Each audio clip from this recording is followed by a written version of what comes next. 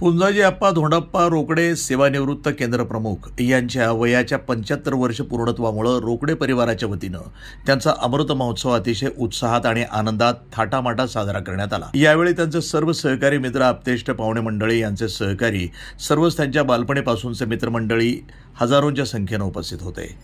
यावेळी कार्यक्रमाचे अध्यक्ष 108 वेदांताचार्य श्री दिगंबर शिवाचार्य महाराज थोरला मठ संस्थान वसमत, त्याचप्रमाणे कार्यक्रमाचे उद्घाटक, संस्थापक तथा राष्ट्रीय अध्यक्ष, शिवा संघटना संस्थापक अध्यक्ष, सेवा जनशक्ती पार्टी, त्याचप्रमाणे वसमत विधानसभेचे आमदार राजूभैया नवघरे यांनीही त्यांची भेट घेऊन शुभेच्छा दिल्या आहेत। राजकीय नेते मंडळी, अधिकारी तसंच नागरिक यांनी त्यांना शुभेच्छा देऊन सत्कार केल्याचं दिसून आलं। रोकडे सरांचं वय 75 वर्ष जरी असलं तरी ते आज 50 वर्षाचे दिसतात। त्याचं कारण म्हणजे त्यांचं नियोजन, खाण्यापिण्याचं नियोजन, त्याप्रमाणे वेळेवर झोपणं, वेळेवर उठणं, योगा करणं, अशा सर्व चांगल्या सवयीमुळे त्यांचे वय 75 दिसून येत नाही, असे त्यांचे सगळे मित्रमंडळी बोलताना दिसून आले।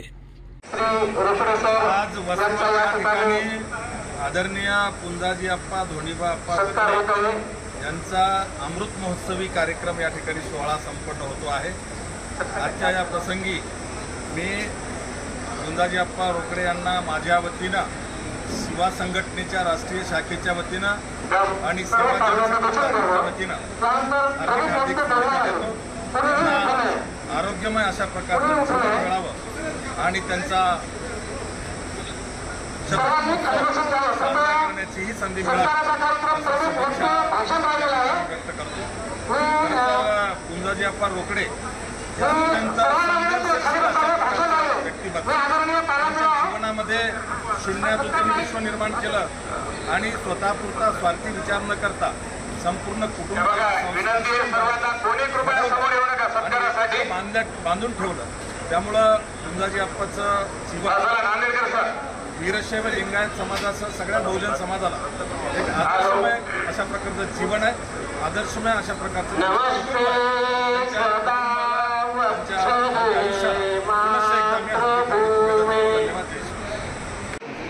आज अण्णाच्या अमृत महोत्सव सोहळ्यासाठी 2 वर्षापूर्वी सर अण्णांनी विषय सांगितला होता की जर अमृत महोत्सव व्हावा तर कमीत कमी 2 ते 2,500 लोक यावेत, एकमेकांच्या भेटीगाठी व्हाव्यात।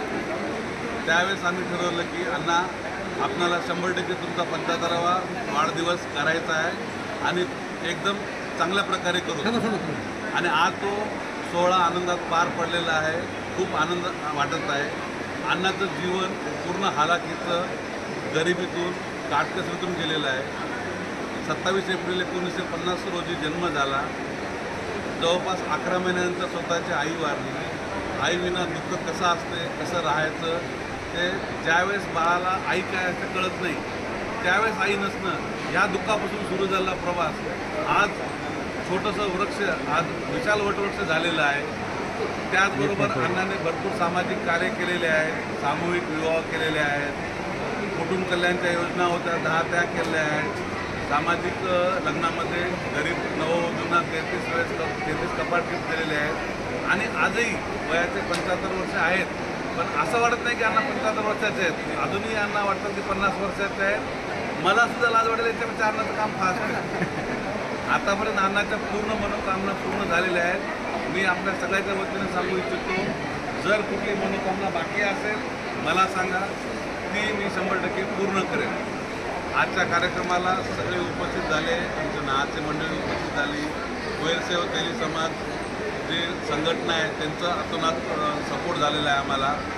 तसंच आमचा मित्रपरिवार, आमचे काका शंकराप्पा रोकडे, मारुतीप्पा रोकडे, रमाकांत रोकडे, विष्णू रोकडे, बाळू रोकडे, विशांबर रोकडे, औदुंबर रोकडे, प्रशांत रोकडे, साहिल रोकडे, शुभम रोकडे, असं म्हणजे एक मोठं कुटुंब। आणि आज इतका आनंद वाटतोय की ते आनंद व्यक्त करता येत नाही। काही गोष्टी माणसाला जेव्हा आनंद होतो, आनंद काय असतो ते आनंद सांगता येत नाही, तो आज आमच्यासाठी सुवर्ण क्षण आहे। आमच्या आयुष्यात हा क्षण अण्णाने दिला, त्याबद्दल मी अण्णाचा ऋणी आहे।